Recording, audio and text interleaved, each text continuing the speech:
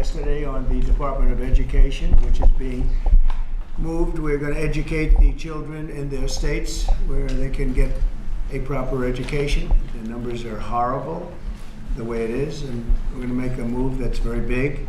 I don't think it's even risky a little bit. I think it's going to be amazing. It should have been done years ago. They've been talking about doing it for many years, but nobody ever got it off.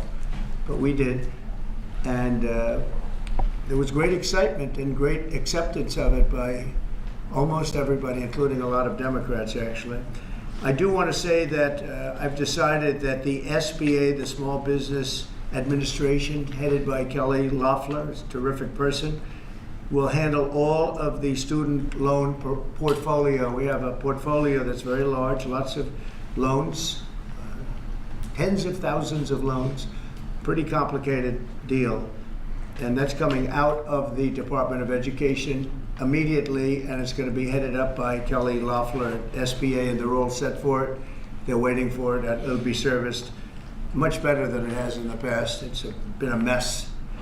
And also, Bobby Kennedy, the Health and Human Services, will be handling special needs and all of the nutrition programs and everything else. Rather complex, but that's going to be headed by and handled by Health and Human Services. So I think that'll work out very well. Those two elements will be taken out of the Department of Education, and then all we have to do is get the students to get guidance from the people that love them and cherish them, including their parents, by the way, who will be totally involved in their education along with the boards and the governors and the states. And it's going to be a great situation. I guarantee that in a few years from now, I hope I'm going to be around to see it, but I think we're going to see a lot of it. I think that you're going to have tremendous results. You're going to have results like Norway, Sweden, Denmark, a lot of the countries that do so well. I think you're going to have a lot of those results. If you look at Iowa and Indiana and Idaho, so many places that run so well, Florida, Texas, big ones, you're going to have great education, much better than it is now at half the cost. And we're not even doing it as a cost item, although you will save probably half, maybe more than that. And you're not going to be at the bottom of the list. You're going to be much higher. And maybe you'll be, I will guarantee some of the states will be at the top of the list. They'll be comparable or better than these number 1, 2, 3, 4, 5 countries, the countries that are in the top 5 positions. So that's, to me, it's very exciting, and it's been received very well. So I just wanted to tell you about the student loans and special needs. But we're here for a reason today that is very exciting, and I'm thrilled to announce that at my direction, the United States Air Force is moving forward with the world's first 6th generation fighter jet. Number 6, 6th generation. Nothing in the world comes even close to it. And it'll be known as the F-47. The generals picked a title, and it's a beautiful number, F-47. It's something the likes of which nobody has seen before in terms of all of the attributes of a fighter jet. There's never been anything even close to it, from speed to maneuverability to what it can have to payload. And this has been in the works for a long period of time. After a rigorous and thorough competition between some of America's top aerospace companies, the Air Force is going to be awarding the contract for the next generation air dominance platform to Boeing. As you know, was highly competed for. There was a lot of competition, generals, and it's been going on for a long time. Very, very tough competition, but this plane is produced numbers that nobody's ever seen before.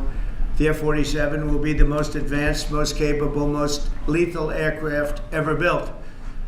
An experimental version of the plane has secretly been flying for almost 5 years, and we're confident that it massively overpowers the capabilities of any other nation. There's no other nation. We know every other plane.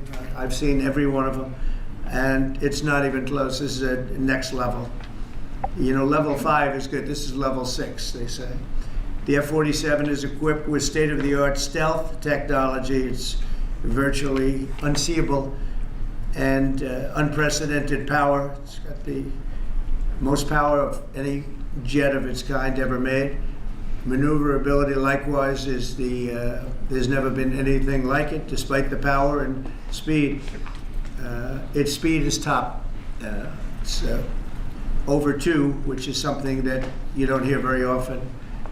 America's enemies will never see it coming. Hopefully we won't have to use it for that purpose, but you have to have it. And if it ever happens, they won't know what the hell hit them. A new fleet of these magnificent planes will be built in the air during my administration for the next couple of years. It's ready to go. They've already built much of what has to be built in terms of production, including the sheds. We'll ensure that the USA continues to dominate the skies. We've given an order for a lot. We can't tell you the price because it would give way to some of the technology and some of the size of the plane, good sized plane. This contract also represents a historic investment in our defense industrial base, helping to keep America at the cutting edge of aerospace and technology.